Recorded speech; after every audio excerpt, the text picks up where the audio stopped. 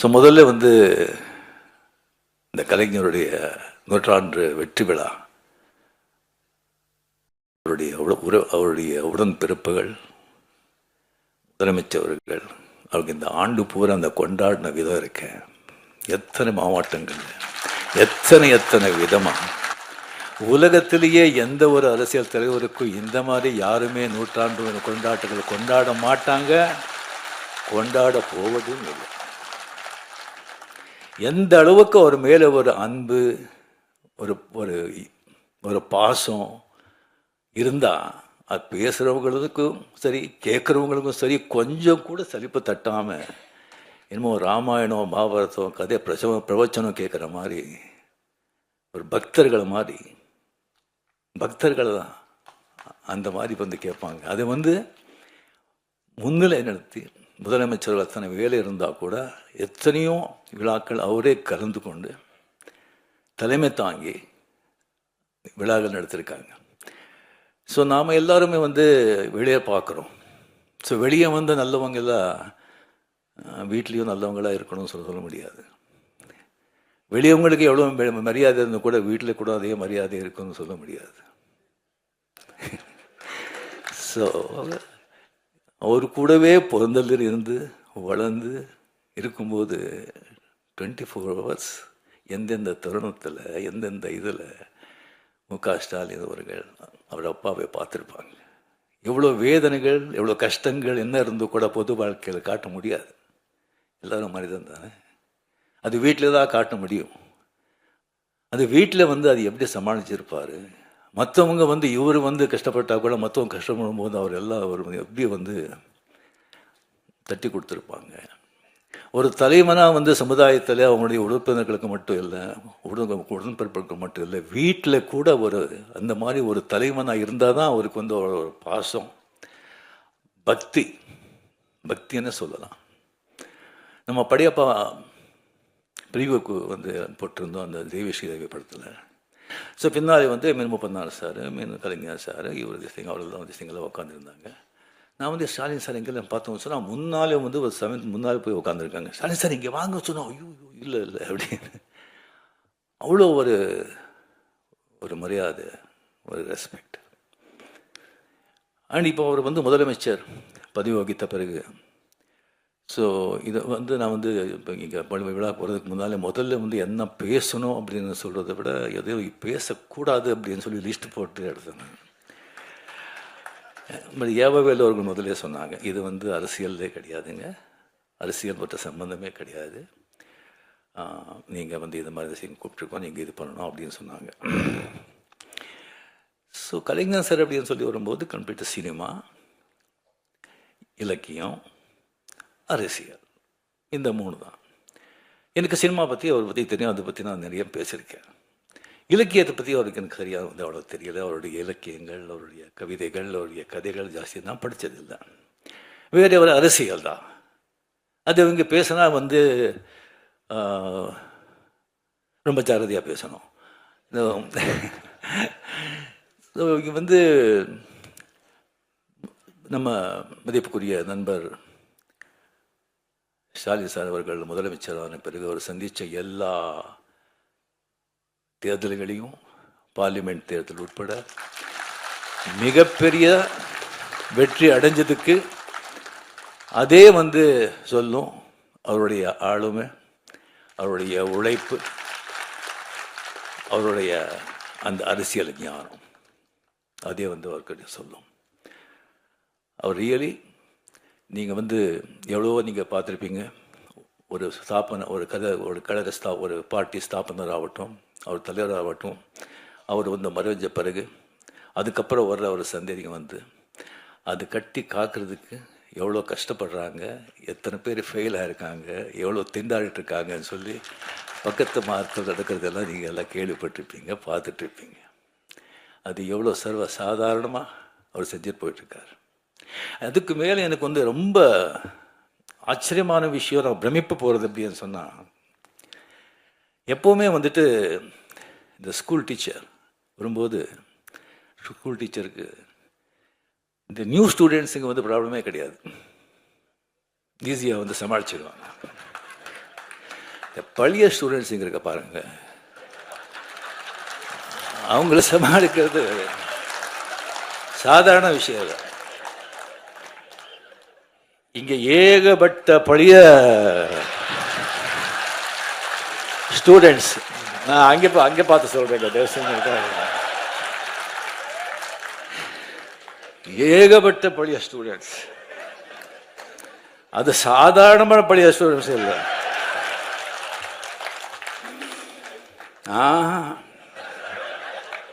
அசாத்தியமானவங்க எல்லாருமே வந்து ஃபெயில் ஆகிட்டாங்க. இல்லை, ஒரு ரேங்க் வாங்கிட்டு அந்த கிளாஸை விட்டு போக மாட்டோம்னு உட்காந்துருக்காங்க.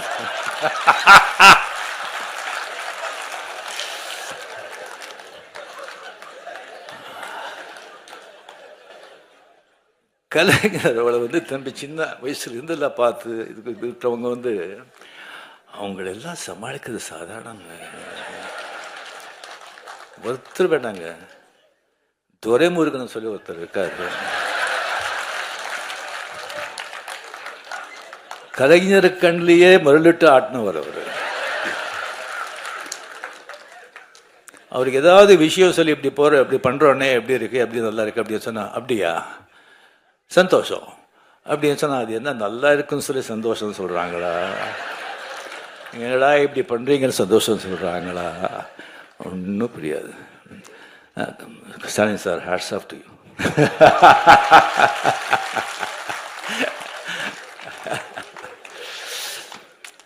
ஸோ இந்த புத்தகத்தை, இந்த அருமையான ஒரு புத்தகத்தை வந்து அவர் வந்து வெளியிடுறது வந்து மிக மிக சந்தோஷம். அது வந்து அவர் கையால் வந்து இந்த அருமையான புத்தகத்தை நான் வந்து வாங்குறதுல நான் பெருமைப்படுறேன். இந்த விழாவின் உண்மையான நாயகர் ஏவா வேலு அவர்கள். எனக்கு வந்து அவ்வளோ ஜாஸ்தி அவரை பற்றி வந்து தெரியாதுங்க. எனக்கு வந்து பிகாஸ் அந்த கலைஞர் கூட ஜாஸ்தி ரொம்ப பழக்கம் இருக்கிறதுனால எனக்கு வந்து மதிப்புரிய வீராசாமி அவர்கள், துரைமுருகன் அவர்கள், டிஆர் பாலு அவர்கள், முரசலிமான் அவர்கள், அந்த மாதிரி நான் பழகி மற்றவங்க கிட்டே வந்து அவ்வளோ பழக்கம் இல்லை, அவ்வளோ எனக்கு வந்து தெரியல. ஸோ விவரமாக திஸ்டிங் தெரியல. அதுக்கு வந்து எப்போ வந்து திருவண்ணாமலையில் வந்துட்டு நம்ம வந்து லால் சலாம் அந்த ஷூட்டிங் இருக்க வந்து ஒரு 3 வாட்டி அங்கே நான் அங்கே போயிருந்தேன். அங்கே போகும்போது அவருடைய அந்த காலேஜ் கெஸ்ட் ஹவுஸில் கலைஞர்களை தங்கிறதுக்காக ஒரு ஸ்வீட் கட்டிருக்காங்க. சிஎம் போனால் கூட அங்கே தான் தங்குவாங்க. அந்த ஸ்வீட் தான் எனக்கு வந்து கொடுத்தாங்க. அங்கே கொடுத்து எனக்கு வந்து எப்படி பார்த்துக்கிட்டாங்கன்னு சொன்னால், ஒரு சொந்த பிள்ளை அந்த மாதிரி ஒரு அன்பா அவருடைய பையனையும் அங்கே வச்சுட்டு கம்ப்ளீட் அந்த காலேஜில் எப்படி இருக்குன்னு சொன்னால், மை காட், நீங்கள் யாரும் பார்க்கணும், அவ்வளோ வந்து ஒரு க்ளீன், நீட், ஒரு கம்ப்ளீட்டாக ஒரு டிசிப்ளின். அத்தனை ஸ்டூடெண்ட்ஸ் இருப்பாங்க, ஒரு சத்தம் இருக்காது. அவங்க வந்து அத்தனை பேர் இருந்தால் கூட யாருமே தான் இருக்கும்போது ஒருத்தர் கூட டிஸ்டர்ப் பண்ணுங்க. ஃபேன்ஸ் ஆகட்டும், ஸ்டூடெண்ட்ஸ் ஆகட்டும், அவ்வளோ பெரிய ஸ்ட்ரிக்ட் கரெக்டாக.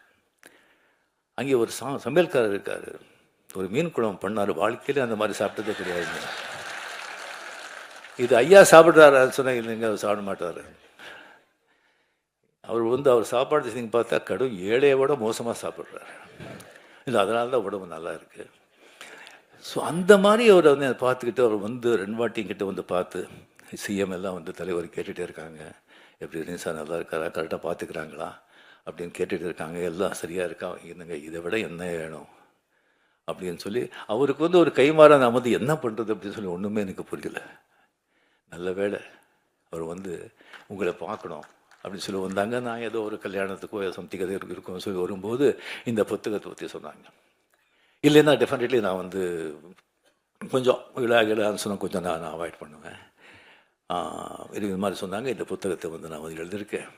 அது ரொம்ப நாளாச்சு அது எழுதி. நான் கலைஞர்கிட்ட கேட்டேன், இந்த மாதிரி ஒரு புத்தகம் எழுதியிருக்கேன்னு சொல்லி. யாரை கேட்டு யாரும் எழுதுகிற புக்கும் உனக்கு ஒரு வேலையே கிடையாதா அப்படின்னு சொன்னாங்க. இல்லை, எழுதிட்டேன், நான் ஒரு 3 தலைப்பு இருக்குது, அந்த தலைப்பை நீங்கள் தான் வந்து செலக்ட் பண்ணி கொடுக்கணும் அப்படின்னு.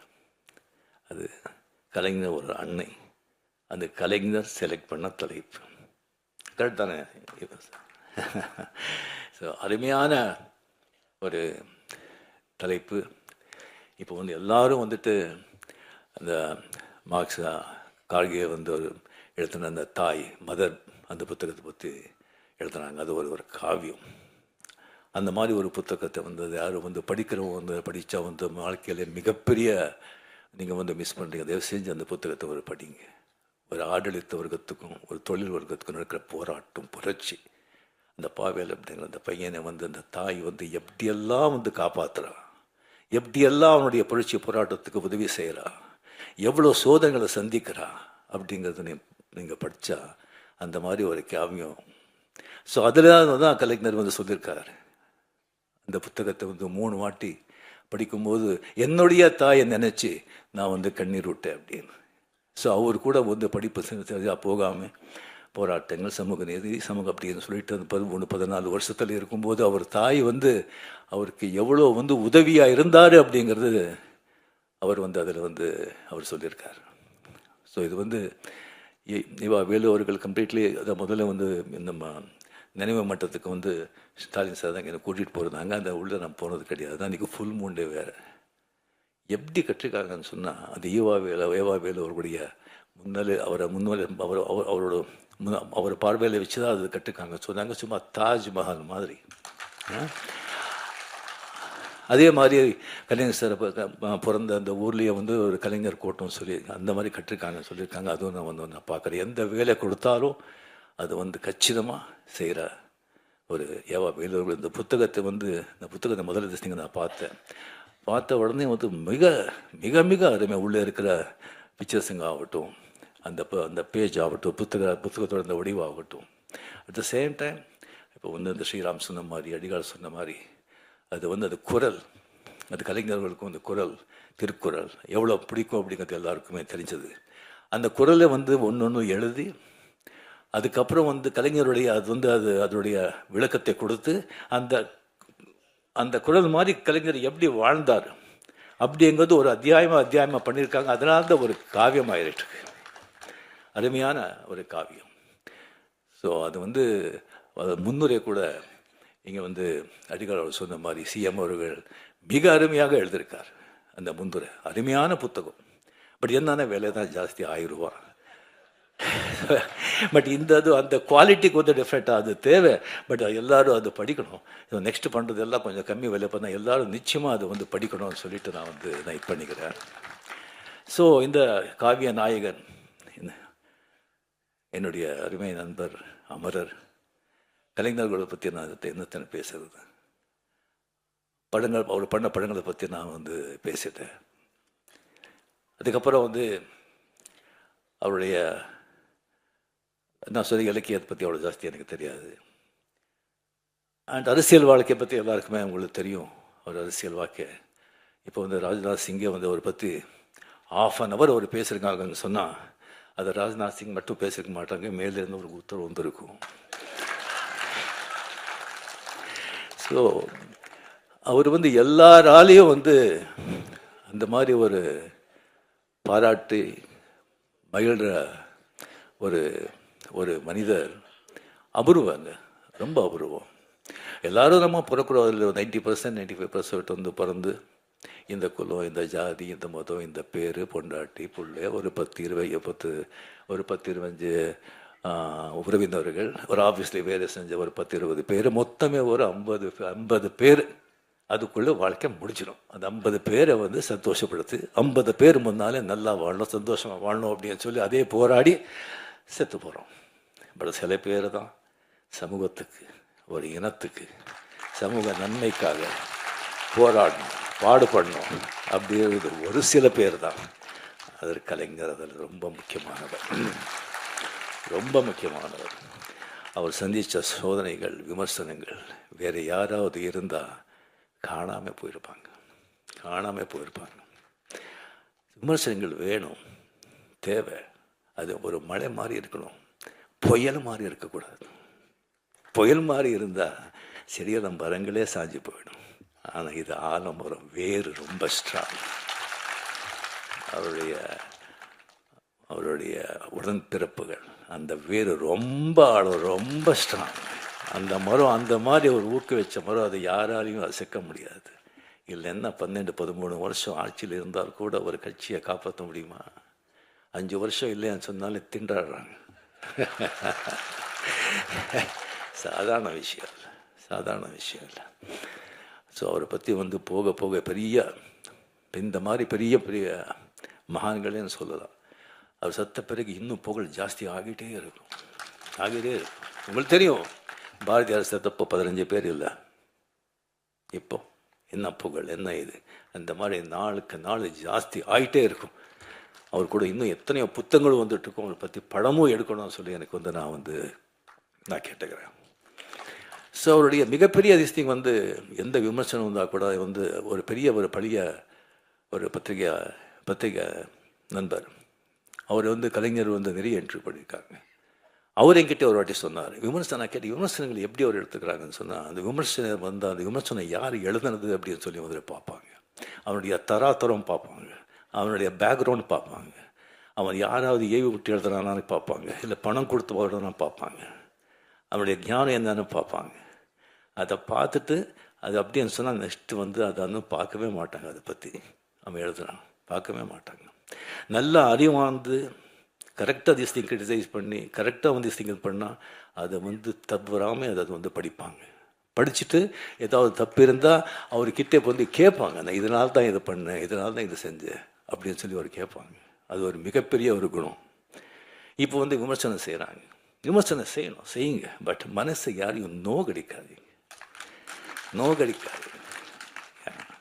ஸோ இதுக்கப்புறம் வந்து அவர் வந்து ப்ரெஸ்ஸை வந்து சந்திக்கிறது, இப்போ யார் ப்ரெஸ்ஸை சந்திக்கிறாங்க?